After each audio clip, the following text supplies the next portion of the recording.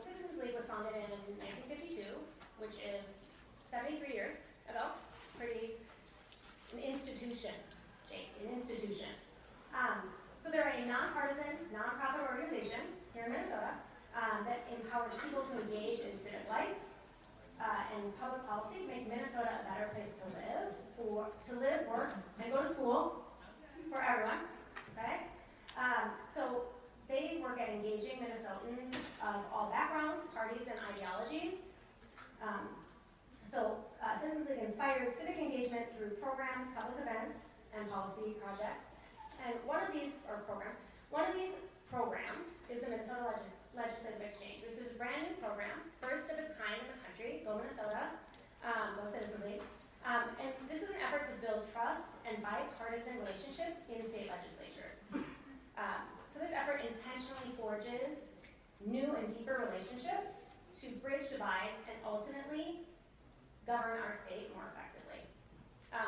So we know increasingly discourse in politics and outside in our communities has become increasingly polarized.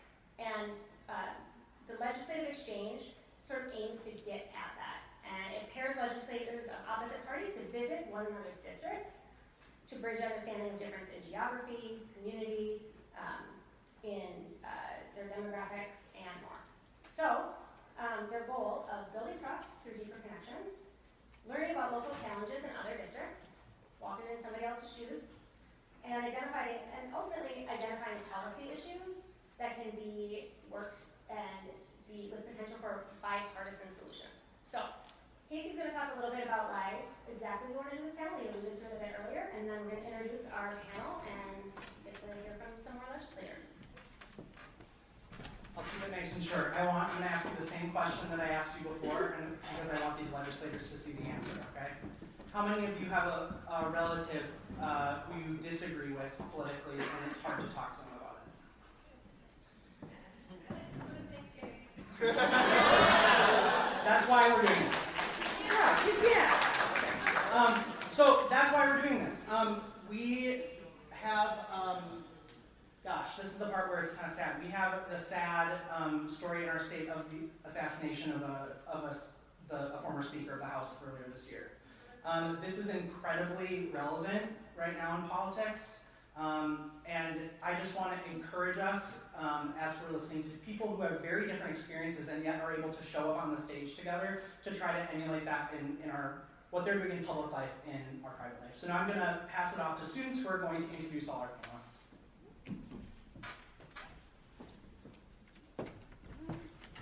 Hello again, everyone. I am Javi, the acting vice chair with Students United.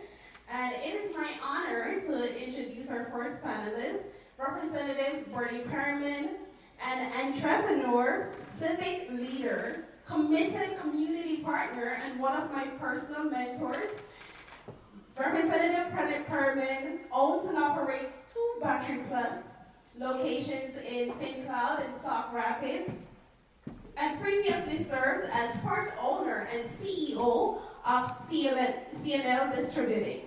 Her business experience is matched by deep community involvement.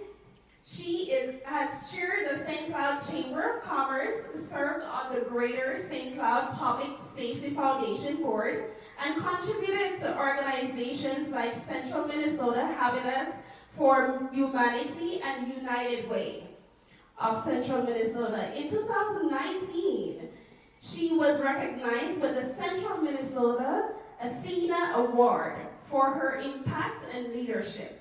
Now Representative Perryman brings the same practical, grounded experience to public service in the Minnesota House, District 14A.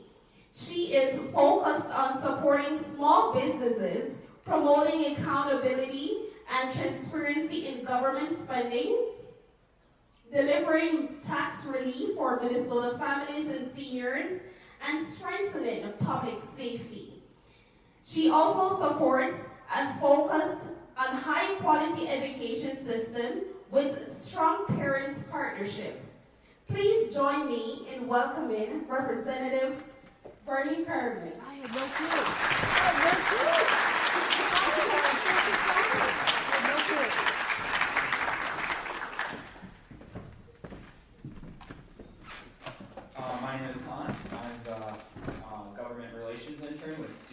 United, and it's my honor to introduce Anquam Mahamoud, State Representative in District 62B.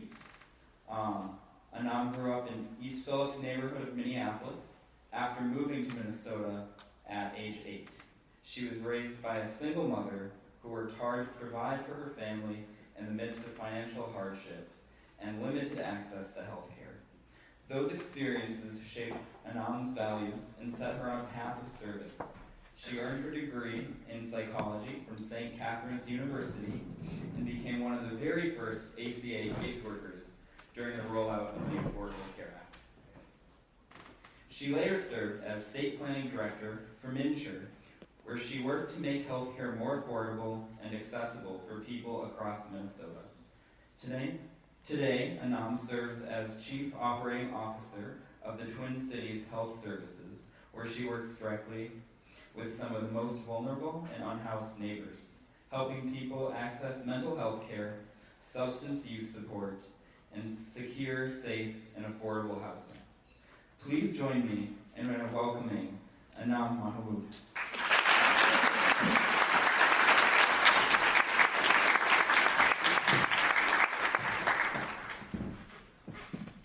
Hi everyone, I'm Sam. I'm the Treasurer for Students United this year. It is my pleasure to introduce Sandra Feist, representing District 39B in the Minnesota House. Born and raised in the Midwest, she discovered her calling working as an immigration paralegal in New Orleans, where she witnessed firsthand the threats to immigrant rights following September 11th. Determined to stand up against prejudice and injustice, she went to law school, later moving to Minnesota after Hurricane Katrina. Here, she built a life with her husband, Ben, and together they have made Minnesota their home, raising their 2 children in New Brighton and staying deeply rooted in the values of civic engagement and community care. Her commitment to fighting for fairness has guided her entire career. In 2010, she founded her own immigration law firm, which now employs a dedicated team and has helped hundreds of individuals and families build new future in the United States. She continues to serve through volunteer leadership with organizations such as the American Immigration Lawyers Association, the YWCA, Minnesota Women Lawyers, and the ACLU of Minnesota, advocating both on the ground and at the national level. Please join me in welcoming Sandra Feist.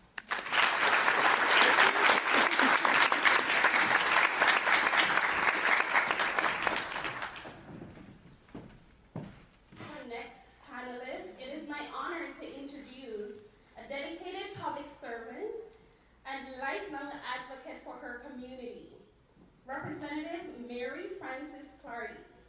Mary Frances has lived in Dakota County for over 30 years. Her journey in public service grew directly out of her experience as a parent and an educator. Nearly 3 decades ago, when she saw firsthand the gaps in educational system while searching for a school for her daughter, she didn't just stand by the sidelines, she stepped forward. She went back to school, earned her teaching credentials, and spent the next 28 years working to improve outcomes for students and support families. As a mentor to early career teachers and a member of the Inver Grove Heights School Board, she has built a reputation for bringing people together, listening deeply, and achieving results for students, parents, and educators alike. In 2022, Mary took that commitment to the state capitol, where she serves as the representative for District 53A. Her focus is on the issues that matters most to her neighbors: strengthening public schools, supporting small businesses and unions, ensuring safe communities, promoting disability rights, protecting our environment, and helping families to thrive around their own kitchen tables. Amazing. She brings empathy, experience, and unwavering determination to every conversation and every challenge. Please join me in welcoming Representative Mary Frances Clardy.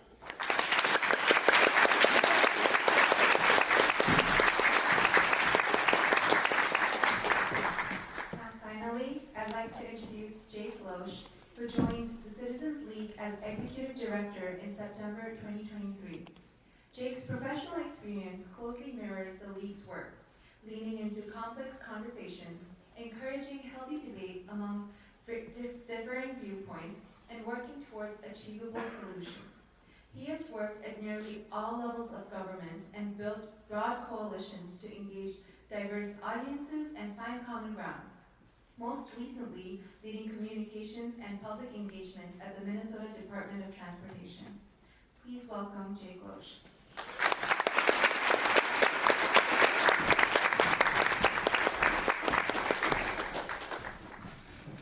Well, thank you all so much. We are thrilled to be here, and it is an absolute pleasure for me to be here in conversation with you all, with these four wonderful legislators today, all of whom have participated and been some of our very first participants in the legislative exchange. You heard a little bit about it. This is a program that we're really proud of, and we felt like in a state like Minnesota, with such an evenly and unique split, 67-67 split in the state house, what better time, what better opportunity to show that Minnesota knows how to do things differently, and we can find and build that trust in those bipartisan relationships to make sure that our legislators are able to govern our state as effectively and efficiently as possible. So, without further ado, I'm going to dive in because I want you all to hear from these wonderful women about what their experience in the legislative exchange has been like. So I'm going to start with kind of a softball question. Maybe if Representative Clardy, I can put you on the spot. You made eye contact with me first. When we first talked to you about this, why did you choose to participate? Why did the legislative exchange feel important to you? I was really, can you hear me? I can hear me. Oh. Technology challenge. Did I get it? Hello? There's a green. There we go. All right. I was really excited about it because there's this curiosity. What the media always portrays is that there's a lot of conflict and we only stay on one side of the aisle and don't talk to the other. And there was this person I was really curious about, and so they mentioned that I could work with them. And it was really cool because I am in a district that's very purple, and I need to know how to work with my constituents. I have been successful so far, but there's some walls that I need to kind of get over. So I need to understand more what his perspective was or what his caucus perspective was. So when given the opportunity, I said, yes. Thank you.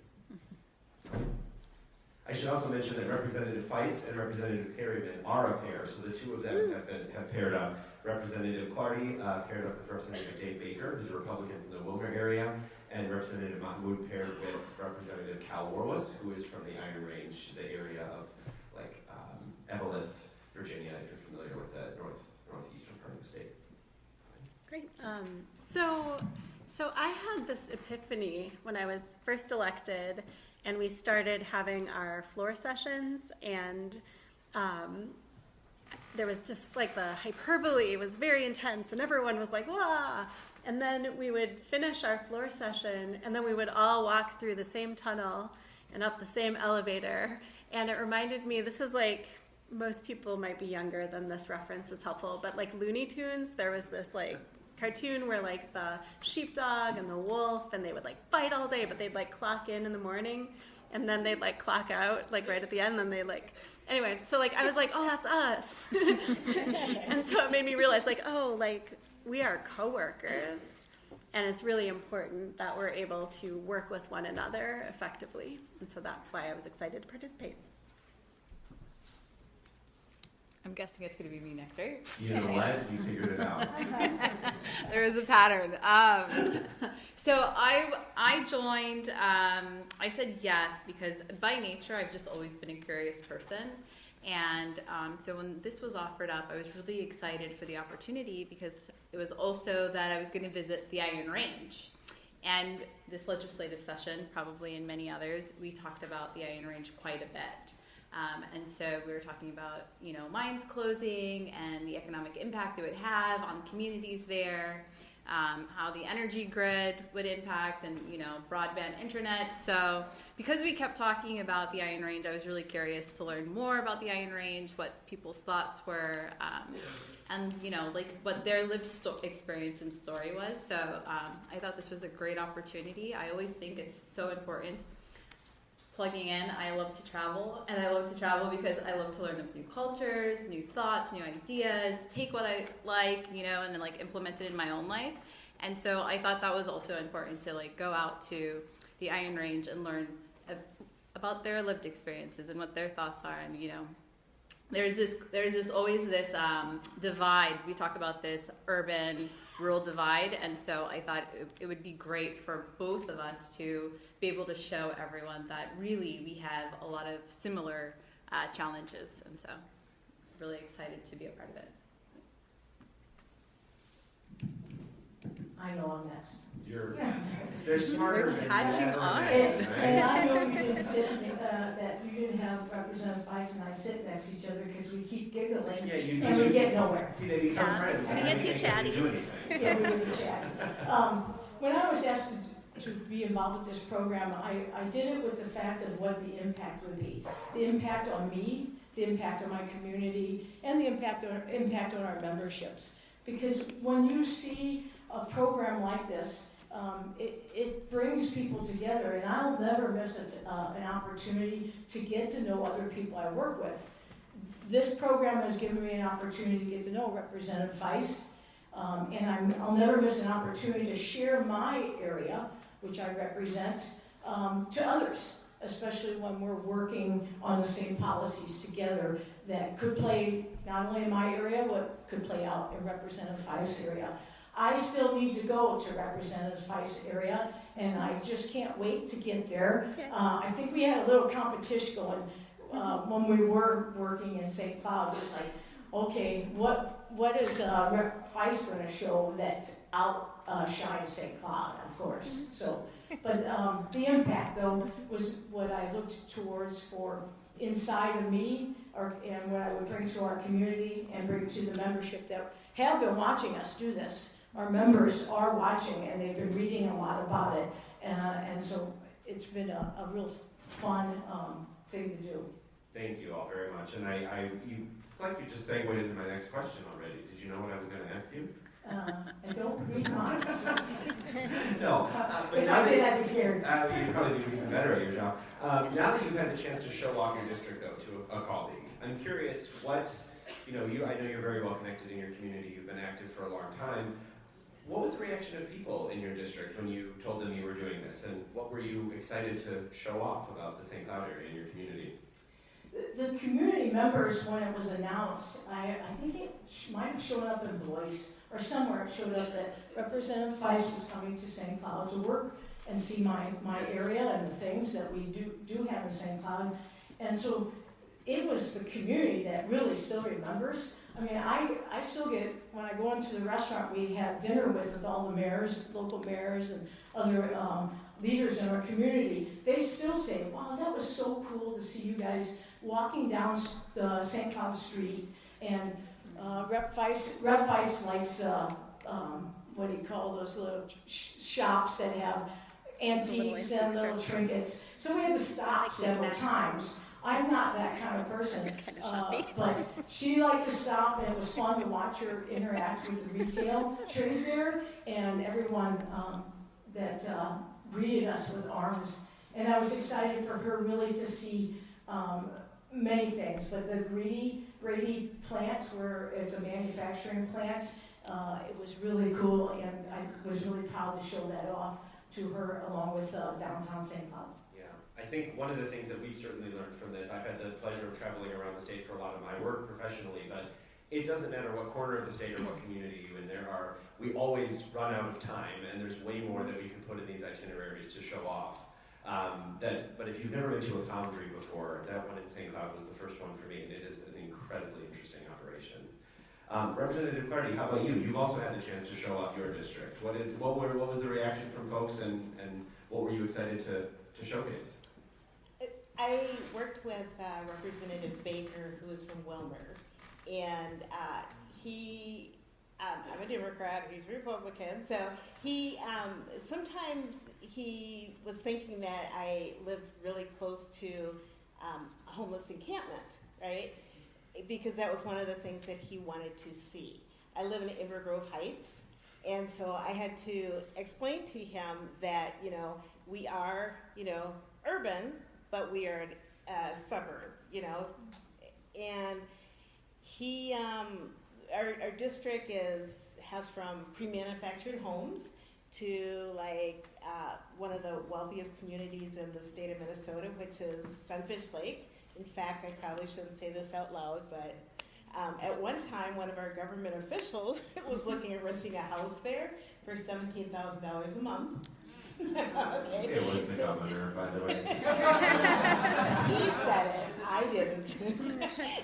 so we have that, and then we have a city that has like 45% rental and stuff. So I wanted to show him a variety. I also understood that he was a business person, and wanted to kind of show him about that and some similarities like in schools and stuff. So the first place I took him was to a community college, Invergrove Heights Community College. Because we got a new technical center there. Our legislature passed that bonding bill. That was one of my bonding bills that I was proud of. And he took me to a similar place in his district, which is cool. We also went to a refinery, which I had never been to. So we had conversations with this organization and figured out like who all was working there. So it was kind of a learning experience for me. We went to a mental health crisis center. I think I just said that one. Oops. But we did a mental health crisis center that was like 16 beds for mental health intervention. And then veterans, the largest veterans walk in the state. So we did those things. We also met with like schools and business communities just to have conversations. We found out we have actually a lot in common, especially with our bigger operations or bigger companies within our cities. Thank you. Representatives Feist and Mahamoud, I'll go to you next. I want to kind of get into a little bit of what it feels like at the Capitol. You all have very unique jobs. Being an elected official is sort of a strange job. Yes. You're technically part-time, but we all know that it's not really a part-time job. Many of you juggle other work outside of being a legislator. And you all also happen to be in a historic and unique 67 even split legislature. Which I think we all know that means bipartisan cooperation and collaboration has to happen. Nothing's going to get done if we can't find those ways. But can you paint a picture for us, maybe, what is it like behind the scenes at the Capitol? What would you want people to know who haven't gotten to spend a lot of time in that building and understand, maybe don't understand as much about what goes on there day to day? I can go first. Okay. Cool. I would say coming in, okay, so I'm a freshman. This is my first year in. And it was a very interesting experience. I would say that, you know, the fighting that you see online or the, you know, the really aggressive, angry CNN interviews were very calm and peaceful in the hallways. We were on elevators together. So I would say it's not like that in real life. We are colleagues. We are working together. We are trying to do good for Minnesota in general, ensuring that everyone is thriving. We do have differences of opinions, but I would say everyone is very respectful in communicating that. I will also say I was very surprised about how much we are actually divided, to be honest. You have your caucus rooms where you will spend a lot of time with the people in your party, and then on the House floor, you're also divided. You have Democrats on one side and Republicans on the other, and so you have to be very intentional, which is why this exchange is so amazing, about relationship building across the aisle. Because you don't get a lot of face time other than the hallways, but that's you rushing off to your committees or rushing off to your caucus meetings. And so, yeah. Much the same to share, but it is interesting that the public-facing work that we do is a lot of theater. And I always share this, and I don't really know if I'm supposed to, but I will anyway. So like at our DFL retreat, we do this exercise where we divide ourselves up into groups, and those groups are front person, truth teller, which I equate to like bomb thrower, policy wonk, and bridge builder. And the point of the exercise is to recognize that there's a place for all of us. And so it's really important that there are those people who get up and they give soaring speeches that will be like clipped and shared on social media and the internet and on the news and whatever. But it's also important that behind the scenes that we have relationships, that we're able to work with one another, and that we all understand that that's like one piece of the work we do to, share our values with the broader public, to try to be persuasive, but that's just one small piece of the work we do. A lot of it is really technical, really nonpartisan work. Something I'm deeply passionate about is data practices, which most people are not. It's very technical. It's about government transparency. It's about data privacy. And it's a very nonpartisan space. And so a lot of the work we do is just having conversations about things that really aren't about left versus right. And to be able to do that work well and to bring all of our collective energy and expertise and time requires us to have relationships across the aisle. And I think that, all of the drama that you all see notwithstanding, I think that a lot of the time that we succeed at that. Thank you.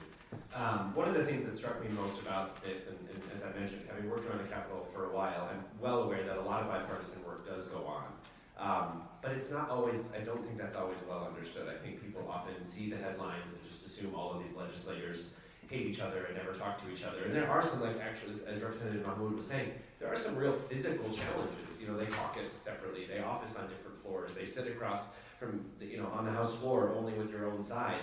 Building bipartisan relationships and getting to know the other half of your colleagues takes intention. You have to be committed to it and make an effort to do it, or it's just not going to happen on its own. And I think, one of the other things, I want to acknowledge too that the four people up on stage here with me are doing this job in a very difficult time. WCCO just a few weeks ago reported that threats against state lawmakers have more than doubled from last year to this year.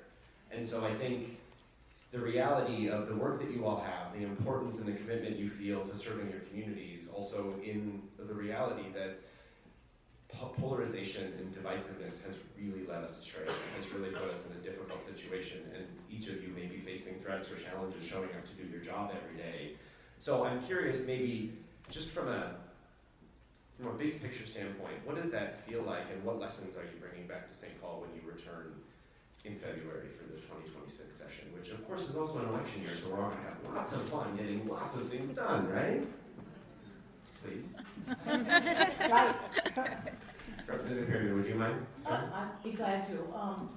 It is, I'm going into my fourth year, so my second session, and the changes and the things from the day one that I started to today are just so different. You can't depend on one consistent day. Your schedule changes, people's emotions change, and it's a wild ride. But at the same time, we have to connect. We are people, and we need to connect. And it's a great example right here, for sure. And your group is making a difference. But we need to connect before you can even collaborate. So we need to connect. And from connection, we'll go to collaboration. Now, that sounds easy, doesn't it? But it is not when you have a bipartisan or a very split in your policy making. But at the end of the day, we go to a lot of events together, and we meet each other, and we leave that behind, really, when we go to those dinners. Mm-hmm. And that's where the best connection and collaboration goes. Because then one of these reps might be at the table going, hey, I got this great bill. Let me tell you about it. And I want to hear. I always want to sign on good bills. They tell you, you collaborate, and you help each other, maybe make the bill better. And then you get back into session, and you remember those conversations. And that's how we move great policy, is we have to do it together. And it's the hardest thing to do, as you alluded to, Jake, but we can do it because we really are just people getting on the elevator, making jokes, going to those dinners where it's 4 hours and you're looking like, is this ever going to end? So we all feel and have the same attitude. It's just sometimes we disagree. And if you don't disagree with your families, I know my Thanksgiving table can be very interesting. But at the end of the day, we respect one another. We're family. And it may sound corny to you, but I truly believe, and that's where I got the glasses 3/4 full, we're family. No matter at the end of the day, we start as a family, we get sworn in together on the first day, and we're working together, and we want to do good things for our own communities. And this program has made me open my eyes, being with Representative Feist for a day of what she entails and goes against, and at the same thing, our last day out front of that, I still remember outside of the restaurant, we hugged. And I was like, there was something that said, this is what we need to bring to St. Paul to get this animosity that everyone says we have out of the way and bring down that level of temper, because it's not worth it. And we'll lose great people if we continue to think that way and have the news outlets drive our messaging. We need to drive our own messaging, and we're doing that today, and I'm so proud to be up here with these three.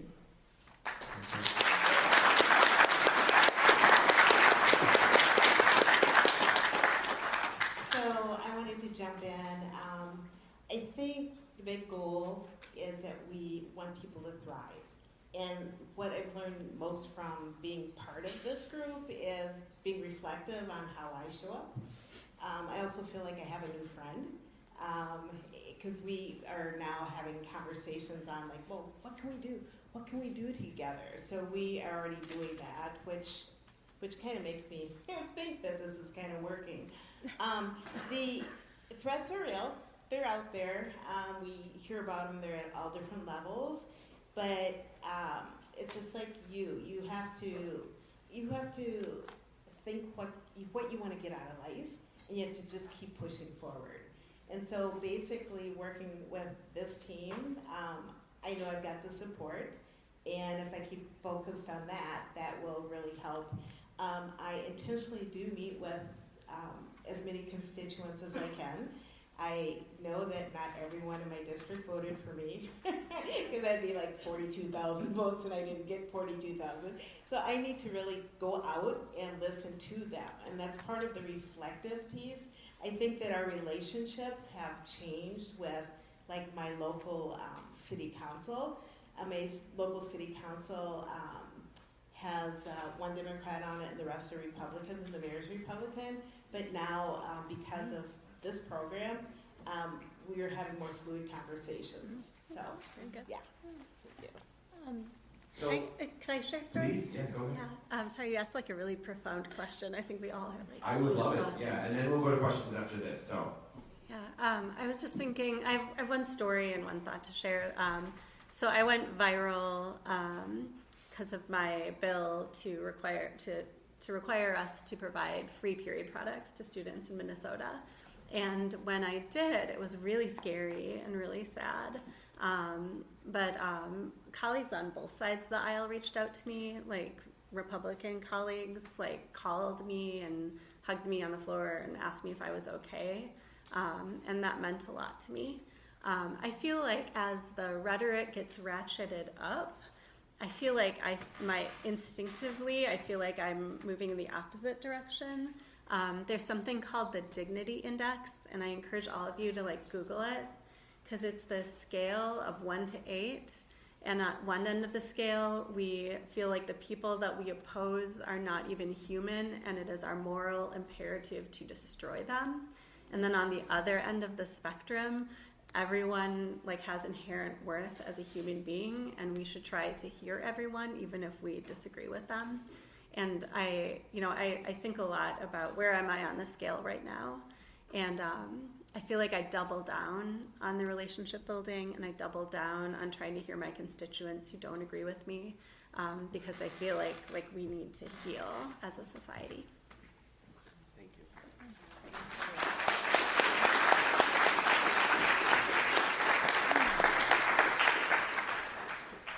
I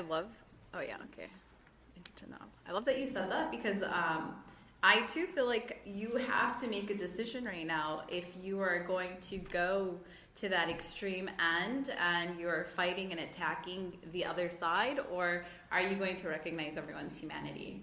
And I think we absolutely need to be in a place where we are recognizing everyone's humanity. I think this exchange was so profound. It was amazing because you're not just relationship building with this person who is your colleague on the other side, but you're seeing the people that they are representing, the people that they're fighting for, and the personal stories that they've heard. And so you're coming from your own district and you're wanting to fight for your district because you know about the issues and the challenges that you guys are facing, and so you're so passionate about it. But then you have to remember that is what everybody else is doing here. They're all representing other people. And so it was great to actually get to see those people, so that when I look at Cal and we potentially work on a bill together, I don't know, I know who he's fighting for, I know who he's talking about. And so you also feel that. So I think it would be great, like you said, if we could all continue to do so. I think it brings something else to the table. Thank you so much. I think that's one thing I just want to touch on, is that we had an NPR story recently last week about the exchange that Representative Mahamoud did with Representative Warless on the Iron Range. Sneak peek, on the 18th of November, we'll have a live hour on NPR News with both of them, so you'll be able to hear more about their trip if you're interested. But one of the things you said in that story was really what other words of what you just said, which is it's about the personal stories. When you get to know someone, when you walk in their shoes, when you listen to another community, and you're there to learn and to educate yourself and to be open-minded and to understand why issues or topics that may not be as relevant for you are so important to another community, you can't ignore that. You can't lose that you take that with you and you remember that when it comes up again later. And I think that for us is a huge aspect of what this legislative exchange is about. It's recognizing humanity, it's seeing the humanity in another person, and understanding that you are all, 134 people with very different beliefs and backgrounds and experiences, but you're colleagues and you're there to do the job together on behalf of all of us in the state of Minnesota. So thank you for your service and for being a part of this program. It means a ton to us, and I know it means a ton to everyone in this room, so we really appreciate it.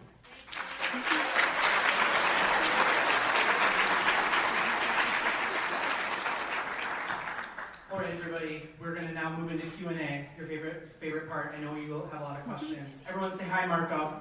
Hi, Marco. Marco has the mic. If you have a question, raise your hand. Marco will bring you the mic.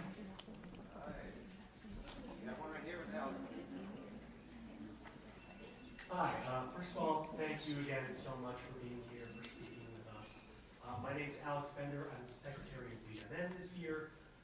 And as student advocates and student leaders, we are very aware that higher education can be a very polarizing issue. And so frequently we are talking to people with very differing opinions on it. Through this program or through your experiences as legislators, have you found any keys to success, any aha moments on how do we connect with people who come from such different backgrounds and different opinions? I would just say that I'm going to tell this person, my husband, I'll tell him to call me later.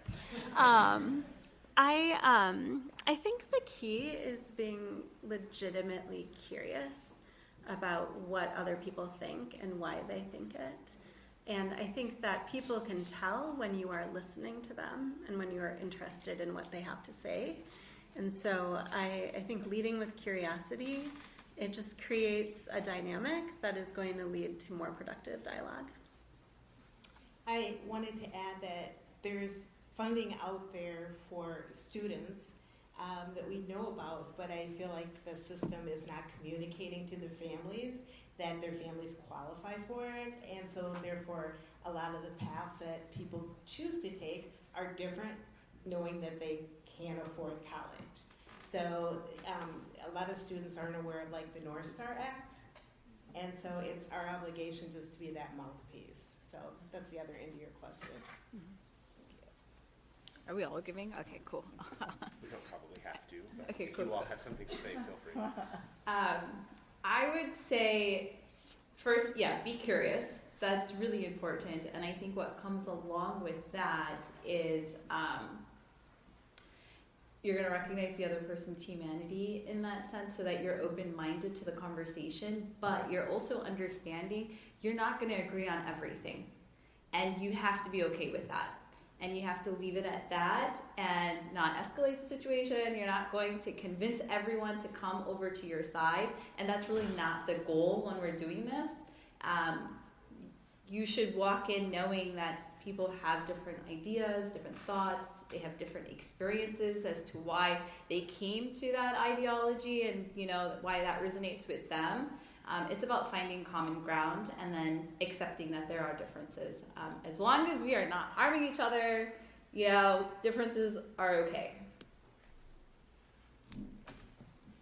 I can't be left out, can I? People think differently, and everyone's a leader some way and another, right? An aunt, a mom, a dad, a sister, a brother, we're all leaders in some way. So it's important, I think, from making connections with others and leading. And just every time you think you meet someone, you are in front of them and you can make a difference.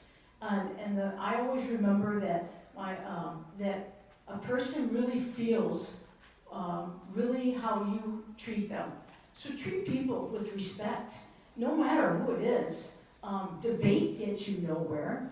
It's good and healthy as long as it's respectful. But that's what I would just say is, in the top of my head, I always think of empathy, curiosity, listening, and acknowledge the person for who they are. Acknowledge them and tell them you see them and you hear them. Because some people don't think they have anywhere to go to talk, and that's why we get a lot of emails. And I think it's good and healthy because they know they can come to us and tell us this is what we think, and we're respectful back. And it also kind of stays with you. A person can stay with you in your mind and who you are too. When you work with people, you become who you are working with them. And that's how I kind of walk through this journey of being a legislator with differences every day, is to understand what they're going through first and then work together. I lost my microphone, so now I'm just going to yell. Where is the other question? Oh, great. Hello. It is a pleasure having you here. I would like to acknowledge that I love to see a forum of all women, and my question in regards to that is, I know that besides all of the job you do, it also comes with a huge responsibility because you are a woman and you are a role model for a lot of us. So my question is, what are the challenges you faced based on being a woman in your field, and how did you overcome those? Thank you. I went first last time. So that's good. That's a very good question. A couple things with me is I'm the youngest in my family, so I've always been that person with the softer tone, and that is how I address things. So a lot of times people will, discount that, or if they hear you're in another profession, because besides being a legislator, I am a teacher, right, versus an engineer or something else. So one thing that I do is I make sure that I'm listening, and when you're listening and you're able to kind of react to what people are saying, then they're looking at you differently. So you need to just really be in tune to what's going on in the room. So, and that's one of those things that got me here, because I'm approachable. So thank you. Are you doing next? Oh, no, go ahead. I feel really fortunate that I've only ever served under a woman speaker. And it was interesting when people were vying to be our leader. I was like, oh, it'd be so weird to have a guy as the Speaker of the House. So I think we're really fortunate that there are just like a huge number of amazing women who are in the legislature already. Sandy Pappas, who just announced her retirement, I think she was like the first woman who wore pants in the She Senate. was. Yes. So, you know. In 1990. Yeah, what's that? Women That's weren't why allowed I to can wear never, pants I can on never go to the Senate floor. Senate because they're not. They have like shoe rules, and you can't wear jeans. And but you know, I think like the thing that I've done, like I've always felt very comfortable, like being a woman in politics. I've never really felt like gender was a huge issue with how I was able to operate. But as a mom of two, I've also never been apologetic about the fact that I've got two kids. And sometimes they might, when they were littler, and like I would just have like my daughter on the floor with me if that's what we need to do with our scheduling. And I never felt weird about that. And sometimes they would come to committee hearings with me because we didn't know what to do with them at points. So I think like just being unapologetic, and you know, we all have a lot of roles, and as women we have a lot of roles. But I feel like, I mean, the House in particular has been really hospitable, I think. I think people have different opinions and different experiences, but my experience at my stage of parenthood has been really good.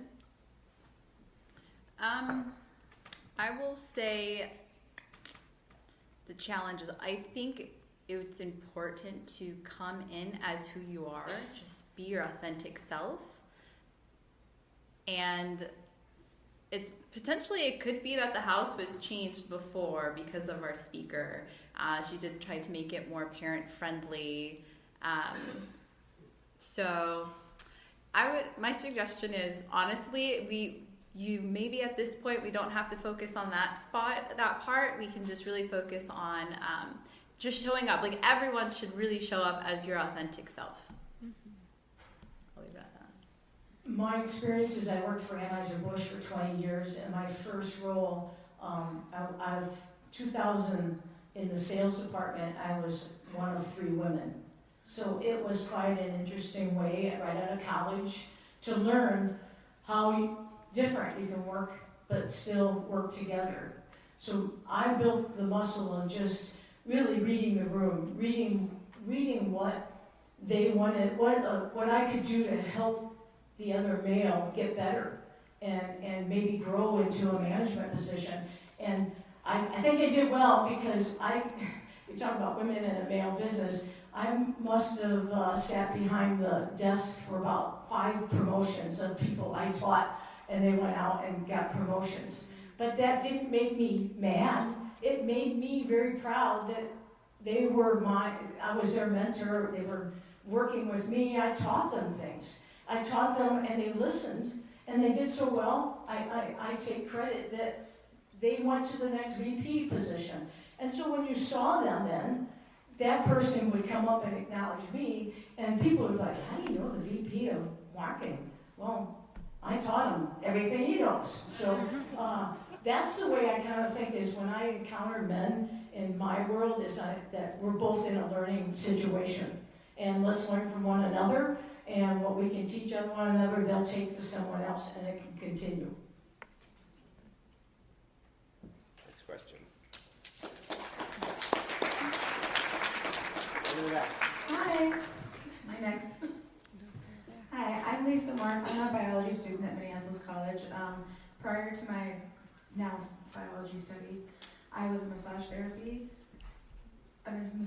Sorry, I'm really nervous. You guys are really important. You are too. And Melissa Hartman was somebody who was trying to push for a bill to get massage therapy more regulated. There is no formal regulation over the field, which kind of leads to a lot of conflation with human trafficking, basically, in Minnesota. And it's part of the reason why I ended up leaving the field was just the lack of regulation, and there's no formal licensing for massage therapy in Minnesota. So I hope I'm not touching on a subject that's too tender for you right now, because you guys are also human.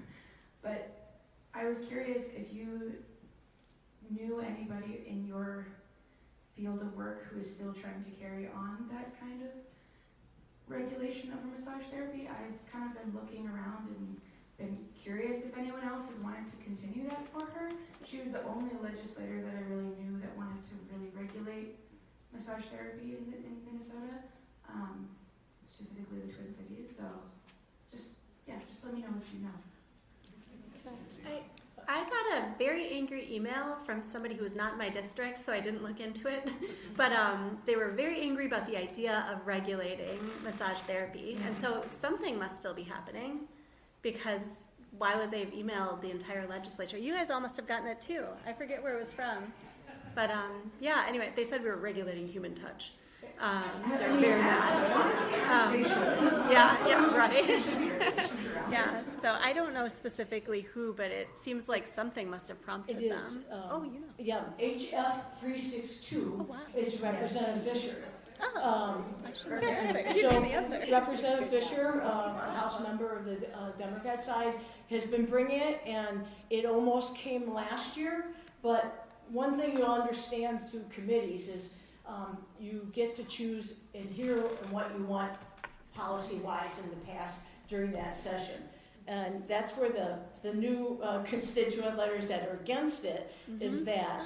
But there's more for it. And I just actually, what's strange is I met with the group, massage group, and their lobbyists today. And they said, it was today. So HF 362 will be coming, and it's getting bipartisan support, and it's really moving fast. And I would recommend even the three of you look at it, because it is good, and it will help the industry in the human trafficking for sure.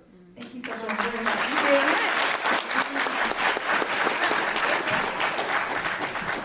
I just have to point out one thing.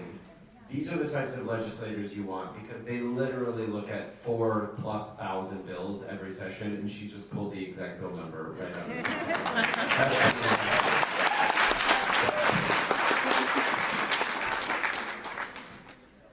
Am I calling on people, or? Okay. One. All right. I'm sorry. We could stay here all night long, but you probably don't want to do that for your Friday night.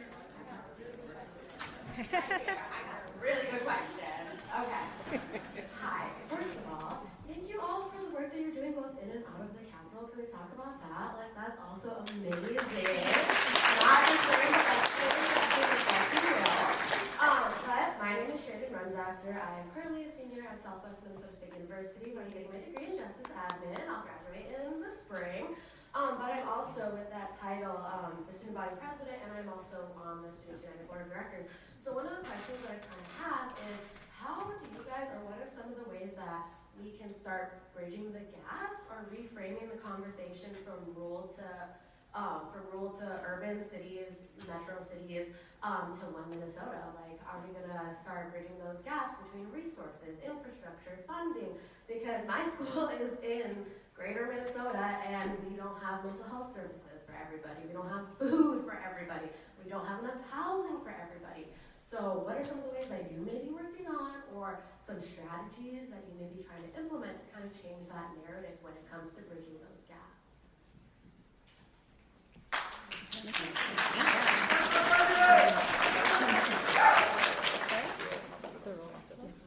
Oh yeah, that's a very good example. So I went out to the Iron Range and learned more about, rural healthcare and hospital closures and clinic closures. So one bill we did previously work on that we got passed is a foreign medical grad, where individuals who practice overseas could potentially come here and then get a temporary license and practice under a physician in rural Minnesota, so that we can address the physician shortage and prevent hospitals and clinics closing because of the lack of physicians in the area. So it's about being creative and really listening to one another and understanding the challenges and needs within Minnesota, and being open to working with others. Honestly, I think it comes down to that. And it's really understanding that we do represent a district, but what's important is that we are representing Minnesota. We are at the state level. We should be representing the entire state. So I think we come in with that perspective, and I think really the conversation to end this rural-urban divide, I think those are talking points that I say we should hold our elected officials accountable, because I think that's one way to kind of run away from doing the work that's necessary.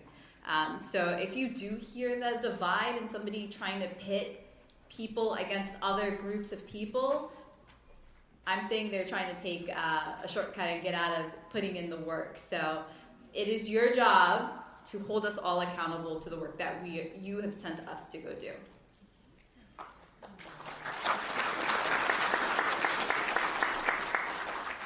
There is a lot of work going on right now, and to you it might look really segmented. It might be education here, housing here, healthcare here, but so there's some bills that are on housing right now that's trying to figure out what affordable housing is. So what affordable housing for me might not be what's affordable housing for you, but or you, but it's the same type of thing that people need a home for stability. And as a teacher, I see a lot of kids that are unhoused. And we think of, like a lot of times when we think of the unhoused, we think of them as being the older person on the corner with the sign, but we see a lot of babies there, too. And that's why some of the programs that might be a little controversial, like Meals for All the Kids, seem like, we shouldn't do this, but there's, it's that stability thing where we're making everyone in a society where they can thrive. And then also, it's giving tax breaks for everyone because, like me as a parent, I know, I don't have to, budget for like breakfast and lunch and that type of thing, but I can use my money elsewhere. So it's not a rich-poor kind of thing. It's like what's best for society. I know that a lot of our kids that come to school that are unhoused need a house. They need a house for that stability thing for job applications, what's your address and that type of thing. So look at what we're doing collectively and please reach out to your legislator, write them an email. Most of us respond, right? But just let us know what's important to you because that's how bills are made. Did you say you were at SMSU? Yeah, so do you know Amanda Sealing? That is my mentor. She's my favorite person in the world, or like one of them, top 5. Top 5. And she's like a good example. So I work with her a lot on restorative justice legislation, and Yellow Medicine County is like the epicenter of restorative justice in Minnesota. I shouldn't, now I'm, there's so many places that have done great work, but Yellow Medicine County, 25 years ago practically, created a restorative justice department, and that work is nonpartisan. It's at least 17 counties across the state have some type of restorative justice that's integrated into their legal systems. And that's an example of experts and advocates and impacted folks from across the state working together on policy that can support all of us, and also helping to develop that policy so that it's community driven, but we're sharing expertise and resources. And we created an office of restorative practices, and it's just one example. I really do think, like you said, that the urban and rural divide, obviously we have different needs and challenges, but I think that the idea of us versus them, I think, isn't often the case. And restorative justice work that Amanda has helped lead is a good example. And tell her I say hey.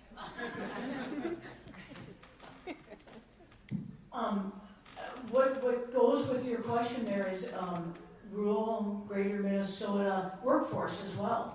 And it's so divided around, and it depends on where you are. And that's one, I was really proud to take Representative Feist to our new medical school in St. Cloud. Because if we don't have doctors, we don't have the care. And rural, urban, everything, health is important. And so that medical school, we don't like to spend money, we don't.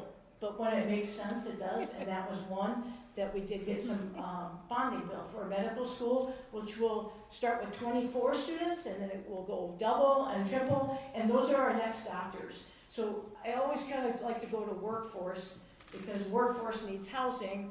It's a big cycle from housing, workforce, healthcare, education. They all deserve the same respect and the same investment that you see. And I agree that we shouldn't look at rural and metro or greater Minnesota differently. And that's that's a concept we got in our head, I think, sometimes in our own committees, because of looking at the needs that are needed bigger in metro area, where you put $50 maybe in the metro area, you put those $50 out in greater Minnesota, you get two different results. So we have to think that way too. I just want to also add to that the medical school, when we got to visit, it was so interesting. It was brand new. We got to see it before any students were there. But thinking through the realities of how do we keep doctors in their community, they've built housing attached to it that have multiple bedrooms to allow for families to go to school there. It's a really innovative model, and I think it's one of those things, we've seen examples of that in many districts, but it's one of those things that we need to see more of and we can replicate, because it's there's a lot of reasons people choose to live where they live, and none is better or worse than the other.